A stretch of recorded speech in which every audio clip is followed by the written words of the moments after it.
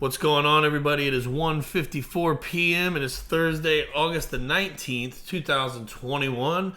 We are going to skip over all the technical analysis type stuff today. There hasn't been that much action going on.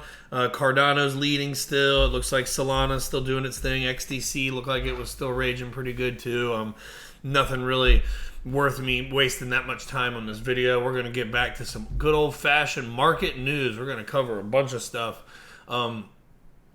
I want to start off by saying, make sure you guys are following me on Twitter at TruePerception3. It looks like I got some action over the last few days, probably based on some of the Ripple videos I was doing. Much appreciated. Everybody that's new, welcome aboard. My subscriber count is up quite a bit now, too. I think I got like 20 followers in the past couple days. Shout out to all the new guys and gals, and shout out to everybody who's been here all along. You guys are, what makes this happen. I wouldn't even be able to keep doing this if people weren't watching. I would have probably tapped out months ago. So I am going to start this video off with a little personal insight into my life. My wife and I's wedding anniversary is this weekend. So I'm a little bit in my feels as far as that goes. And I just wanted to share with you guys a couple videos. It's very short. And a couple photos from when we got engaged. I've just been reminiscing on the past several years of us being together, and so here's this little clip here. There's no sound really to be heard or anything. I was actually given these stones. I was gifted them. These are old mine cut diamonds, and they haven't mined diamonds like that for over 100 years. You can look into what that means if you want, or if you know a gemologist, they can tell you. But when I had the piece custom made, it like blew their mind when they looked at them under the loop. They were like, I had no idea what they were. I was given them, and somebody was like, do you have any idea what these are? And full disclosure, I would have never been able to afford a ring that this is valued at appraisal wise, because these are technically antique diamonds, even though diamonds are super old as far as them being cut goes. They're closer to 150 years old, maybe 200 years old when these diamonds were originally produced. It was super cool to be able to do that for her. And it was one of the most nervous situations of my life. I practiced this stance more times than you guys have any inkling of now. I mean, it was just crazy. It was right knee down, left leg up. Me being a professional photographer, and this was actually our maternity shoot. And the photographer, her name is Tori Ganson. She's awesome. She was cool enough when I called the night before and I said, hey, can I do this? I don't want to just pop it on you. And she was like, oh my God, yes, of course. And we came up with some cues real quick. I literally went to a sports bar. We were watching a football game at a place called Duffy's down here in Florida, and I had some people that we were with were like, she went to the bathroom, and I was like, I don't know when to do it. I've been holding the ring for weeks. It was either in my pocket at all times or locked in the glove box of my car. And I was like, I don't know when to do it. And they're like, well, you're having your maternity shoot tomorrow. Why don't you just do it then? She was pregnant with our first child, my son, Adam Jr. And so thankfully the photographer was cool enough to let me do it. And yeah, one of the most nerve-wracking couple days and weeks of my life. Obviously, it turned out well. How awesome does she look? Shout out to Mrs. True Perception. She's the glue that holds this family together. She has worked full-time at a grocery store, working at a deli the entire pandemic to make sure this family has what it needs, while I've sat at home with the kids majority of the time due to my non-compete, and slowly just worked on building the business to a spot where it will be ready to launch once we are able. And it's also given me all the time that I've been able to dedicate to crypto and to this channel and to everything else that I have going on. So shout out to her. I love you, sweetie. I don't know if you'll even watch this video, probably not, but if you do, there you have it. So enough of all the sappy married guy stuff. Let's move into some news. Thailand CBDC trial to test use as cash substitute. Now, what's interesting, well, let me just finish the headline. The CBDC will be used for cash-like activities within a limited scale, such as paying for goods and services. The Bank of Thailand said its central bank CBDC will be planned for the second quarter of next year. Will test it as a cash-like payment system. Sorry, I had to hit this ginger ale I got going on here. A CBDC could become an alternative payment option in the future as a partial substitute for cash and e-money, with demand increasing over time. Involvement will be sought from the private sector and technology developers, with the Bank of Thailand deciding the criteria for participation. The CBDC would be non-interest bearing and would be distributed to the general public by intermediaries like financial institutions. Conditions or limits on the amount of CBDC that can be held will also be established. So I find this pretty interesting that they're saying as a cash substitute. That is interesting, and where they talk about the conditions and limits of the amount that can be held being established. Keep in mind, guys, UBI, Universal Basic Income, is a very large narrative that's happening around the world right now with the negative interest rate thing. So essentially, let's say you were given, EBT cards, unemployment, Social Security, all those types of things that are paid, from the government. They could essentially say, okay, we're going to give you $1,000 a month. This, of course, I hope they give you more than that, but just for numbers purposes, for conversation's sake, we'll give you $1,000 a month. You got 30 days to spend it. If you do not spend it, it will be gone. They will take whatever is left and then issue another $1,000. That is how negative interest rates work. And the thing that's kind of interesting about that too is, like, there are some people, I saw Pompliano, who I don't even like talking about because I think the guy's a robot. He, not really, but yeah, whatever. He was talking about how he thinks that could actually lead to the loss of sovereignty of some of this money and take away a lot of control, which didn't make sense to me. But I think that they're going to gain a lot of control over CBDCs because they will be able to control what you can and can't pay for with them, what you can and cannot hold as far as quantity goes, and all that stuff. But we'll see where it goes, guys. Pretty much every major economy around the world is working on a central bank digital currency right now. What that means for the future, who knows? Visa adds crypto payment startup Wire to its fast track payments program. I just realized my shirt's on inside out. Wire's push to debit program will now allow instant payouts of crypto holdings to users' bank accounts via the Visa debit cards. It's pretty cool. Just so you guys know, I typically just grab headlines. I don't read these articles. That's why my videos tend to run a little longer. I like to just do this with you guys. I wish I could do it live, but I don't think it works quite as well. I usually only get 3 or 4 people in here when I do that. Wire said it will now be able to provide additional functionality to users, allowing them to move money between crypto and fiat with 2 new offerings. Its push to debit program will allow instant payouts of crypto holdings to users' bank accounts using their debit cards. Wire's card issuance program will allow its users to convert and spend their balances in real time using Visa Debit. It was launched in the U.S. in 2019 to enable fintech startups to leverage the Visa network and to scale quickly.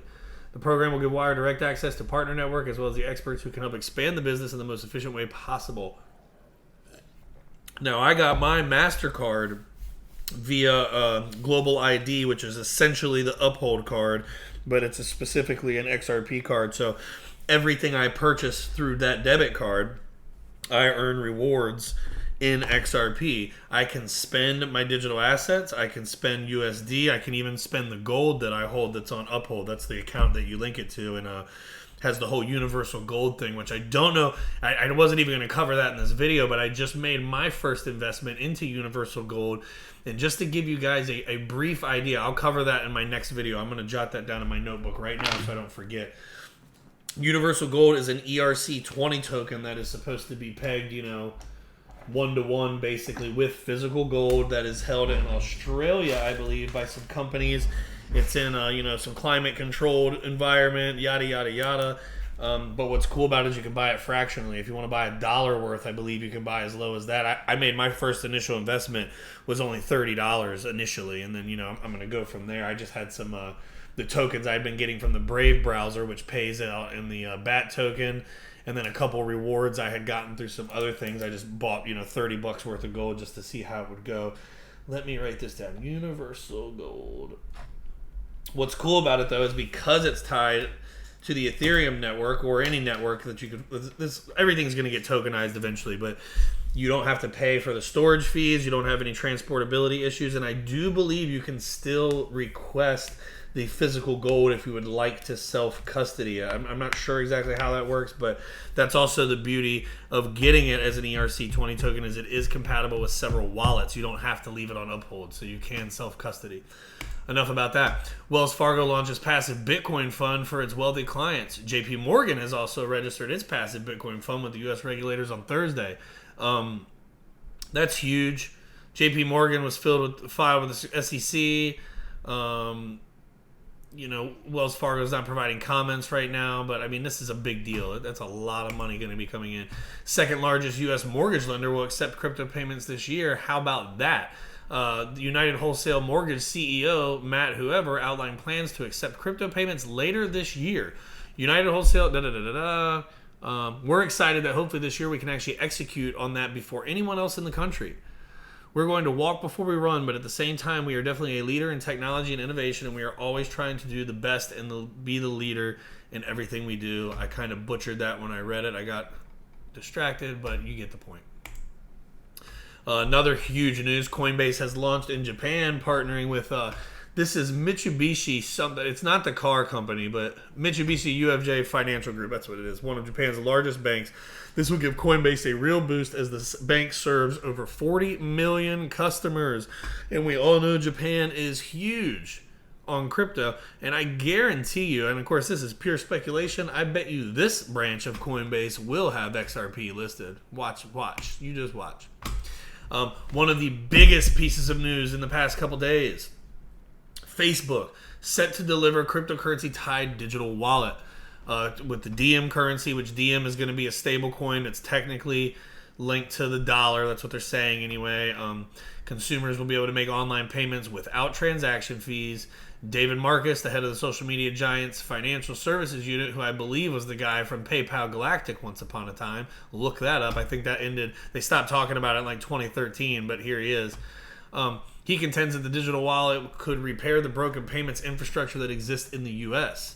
It's regulated, and we are confident in our operational ability to exceed the high standards of compliance that is demanded of us. Facebook processed $100 billion in digital payments last year. They still require regulatory approval. The stable coins are obviously under massive scrutiny right now by the Fed and everybody else, the Treasury, whoever. And the rollout will be a long journey. He noted that people and businesses in 160 countries have used its platform to make payments with 55 currencies, so the company deserves a fair shot. While Facebook still has more work to rebuild trust, it has also consistently delivered massive value for consumers involving similar important services. Appreciation for the plan, yada, yada, yada. One thing to keep in mind, guys, Facebook has 2.89 billion users. So when this launches, you're essentially putting crypto at the fingertips of 3 billion people, some of which already are into crypto, most of which are not. So that could be huge when this takes off. Fed president slams Bitcoin, saying crypto is 95% fraud, hype, noise, and confusion. He says he was more optimistic about Bitcoin and crypto 5 or 6 years ago. So far, what he's seen is 99 and 95% let him be charitable, he says. Fraud, hype, noise, and confusion. This is just crazy. I'm not even going to read this entire article. This guy is spreading the FUD thick like peanut butter, though. I mean, thick like, yeah, it's ridiculous. In some other news, Darknet crypto mixer operator has pled guilty to laundering $300 million in BTC. The operator of the Darknet-based Bitcoin mixing service Helix has pleaded guilty from 2014 to 2017. He admitted in court that he knew that the users mixed proceeds that were generated through drug trafficking and other various illegal activities. He also wittingly partnered with the Darknet markets to provide the money laundering services to their users. He operated the Darknet search engine Grams, founded the digital asset wallet provider Dropbit, and served as the CEO of Coin Ninja, a Bitcoin media site where he was advertising his Bitcoin mixer. He has forfeited more than 4,400 Bitcoin as part of the plea. That's over $200 million at current prices.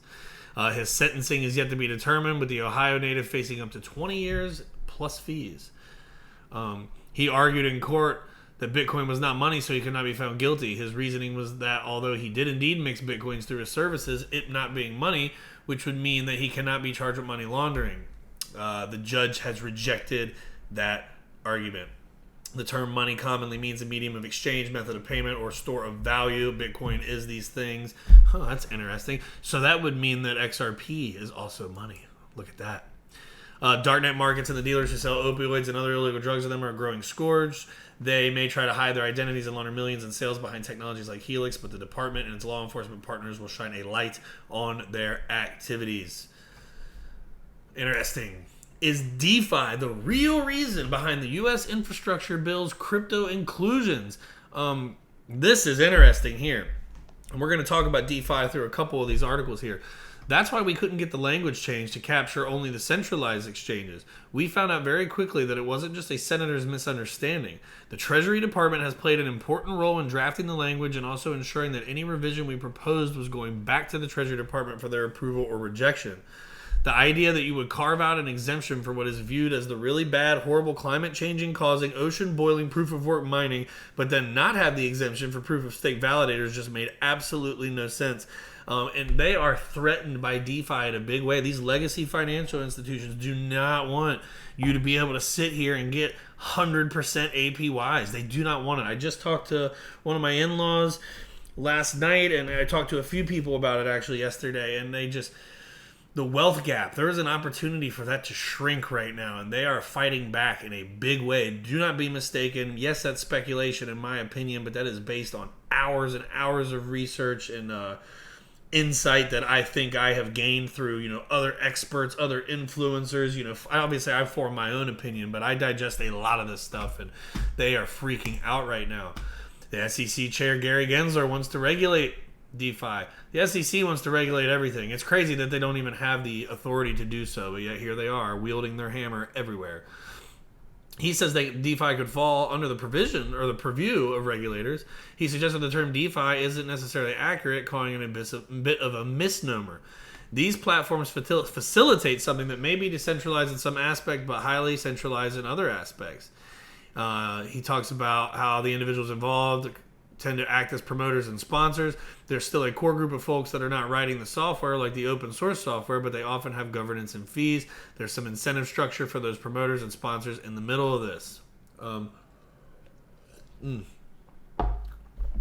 Yeah, he says thousands of cryptocurrencies and tokens are operating as unregistered securities.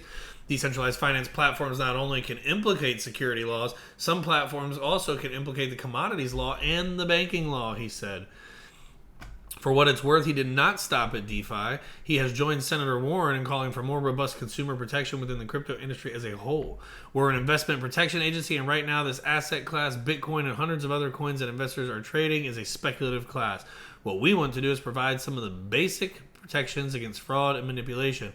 Well, you guys suppressed the hell out of XRP with the craziness you guys have been pulling, so I don't believe that. Another reason why I don't believe this is because Michael Novogratz from Galaxy Digital has partnered with Bloomberg to create a DeFi index. According to Bloomberg, the 9 DeFi assets selected for the index at launch were based on institutional trading and custody readiness within the United States. Bloomberg's big, Galaxy Digital's big. These people are not stupid. The project consists of Uniswap, Aave, Maker, Compound, Yearn Finance, Synthetic, Sushi Swap, 0x, and UMA. None of which I hold. Uniswap is so tied to Harvard University. I stay away from that stuff. That is not centralized whatsoever. Aave's had major issues. Compound's decent. A lot of people are in Yearn. I don't know much about Sushi, and UMA I got for free on Coinbase, so who knows. Do your own research, guys. Nothing, let me just touch base on this too. Nothing is said on this channel is ever financial advice, investment advice, tax advice, or anything like that. This is all for educational entertainment purposes only. This is one of my favorite hobbies, is making YouTube videos, especially about digital assets. Well, really only about digital assets. That's really all I talk about on here. But yeah, don't buy or sell anything based on anything you say here, because that would be ridiculously dumb. Make sure you do your own research. Chinese Twitter Weibo blocks over 10 large crypto-related accounts, including Justin Sun. If you're not familiar with him, he is from the Tron Foundation. He's also the creator of Twitch. So, as you can see, censorship is going on everywhere, and China just really seems they want control over this thing, man. They do not like the fact that people are making closing ground. I think that's what it's all about, man. People do not want the wealthy and the poor to be sitting at the same table, unfortunately, and I believe that with every fiber of my being.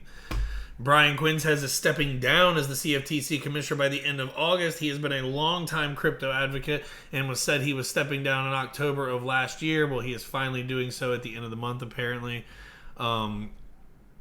He expects to announce a role in the private sector after his departure. He plans to keep innovation, particularly related to cryptocurrency and DeFi, relevant in his career. I think that is awesome. During his tenure as the CFTC commissioner, he has reviewed the commission's nearly dormant technology advisory committee, which before Quintez reorganized it, had met only 2 times in the past 3 years. Very interesting. Read some of this stuff, man. I'm going to be following this guy a little closer. Crypto traders are now suing Binance, not Binance US, this is Binance, for compensation as they lose millions due to major outage. We all have seen that when the price starts to drop or to rage up, the traffic overwhelms these exchanges and they shut down. I've seen Coinbase do it. I've seen Binance do it. I've had issues getting on Uphold, but never for very long. Even BitTrue, I've had problems getting on at times. So, this is valid. I've had PancakeSwap be so bogged down I couldn't make trades, all kinds of stuff. And yeah, there's no protection against that kind of stuff. Sorry, our server was down.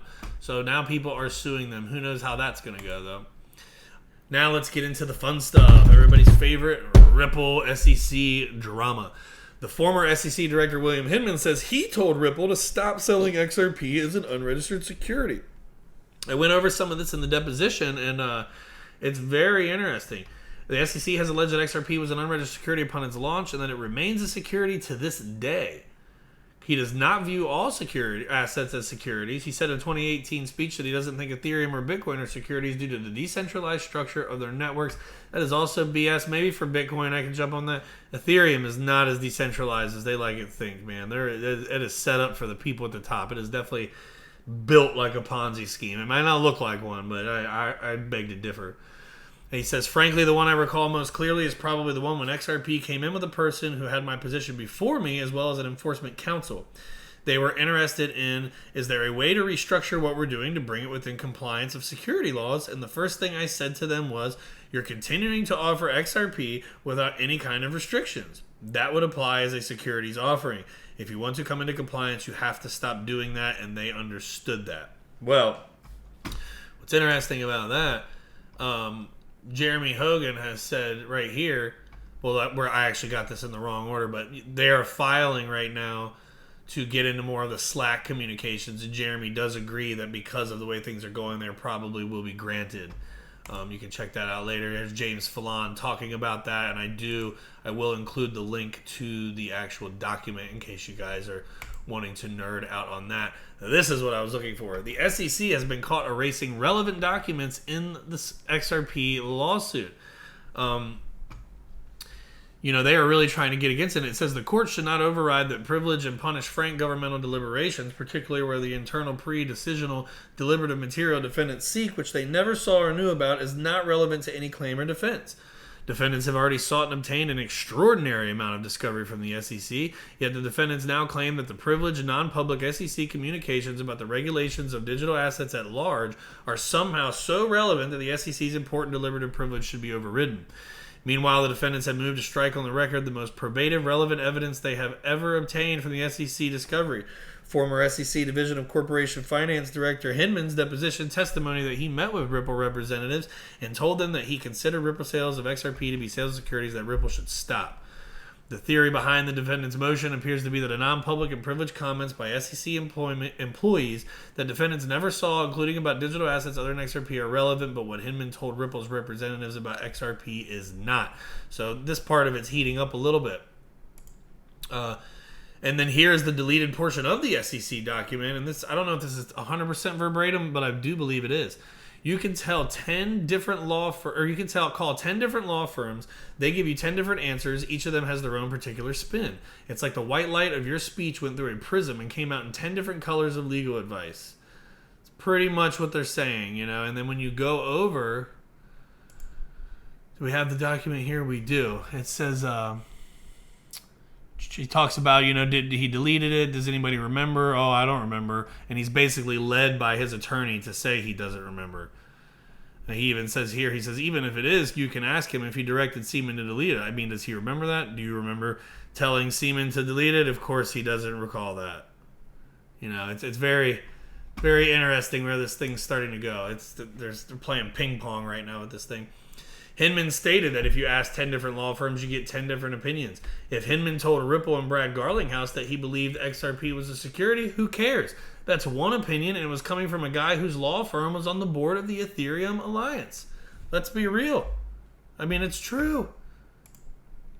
And then that leads you into this.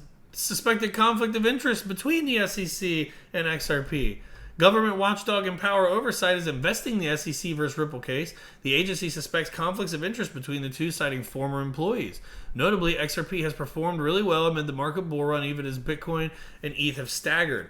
The government watchdog is now investigating the conflicts of the SEC officials, crypto, XRP, and the Ripple lawsuit. Recently, it requested internal documents regarding the case.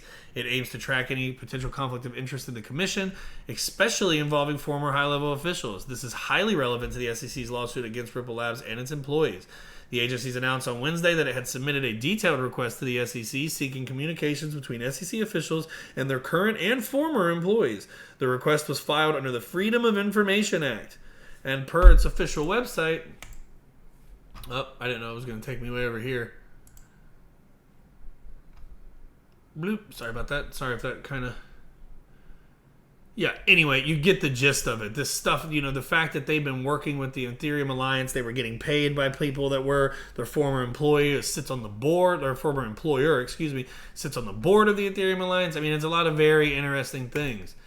And then you have this happen just earlier. Now former SEC Chair Clayton has joined another advisory board of a company that focuses solely on Bitcoin and Ether. Like, you can't make this stuff up, man. It's just so crazy to me. And, yeah. Jeremy says, settlement of this case would be a very complicated and could take months because Ripple's business model requires liquid markets and therefore is not as simple as we will pay X amount. Settlement will require input from exchanges and third-party business partners. Let's see what BitBoy here has to say in this video. Listen to this. This Slack information, from what I'm being told, is the key to this entire case at this point. And I want you guys to mark this down. I want you to hear this, and I want you to mark this down. No one else is telling you this. What is happening right now is all a ruse, okay? Ripple asking if they can withhold certain communications. This is all part of an elaborate cover-up, is what this is. What is going on? They are negotiating a settlement behind closed doors. What they're going to do is the SEC is going to point to marketing people within Ripple through Slack and say, see, these marketing people thought they could be marketing a security, so obviously it shows negligence on their part. Boom, here's your slap on the wrist, Ripple. Here is what you did wrong. Your company did believe on some level it could be a security what you were selling. Here is a few $1 million fine, maybe, maybe $100 million fine. This will be the key to the case. This will be in the ruling. This data from this Slack, and all of this is a ruse. Ripple is going along with this because they know that they're getting the slap on the wrist. So to expedite things, they're saying, what do you want us to do, SEC? You want us to say, you want us to propose that we want to not give you the info and then let the judge say, yeah, give them the info. That's fine. You want us to say that we want it sealed when really you want it sealed? Fine. Whatever it takes to play ball. That's how these things work. So this is going to end up being the key thing that is going to turn this. And I would actually say that probably the fact that this is picking up steam very quickly will probably get a much faster resolution to all this. We'll see if he's right. I hope he is, man, because I'm ready for this thing to take off. And then we're going to end this video with this. Sorry, I already know what this is, but make sure you guys like and subscribe. Hit the notification bell. One of my buddies out here couldn't figure out why he wasn't getting notifications. Make sure that notification bell is on the channel page. And without further ado, we will end it with this. I asked Gary Gensler if we can have clarity on XRP being a security, and this is what he said. This should also include his answer when he's been asked by thousands of people on Twitter in the last week alone, is Ethereum a security? Yes or no, Gary?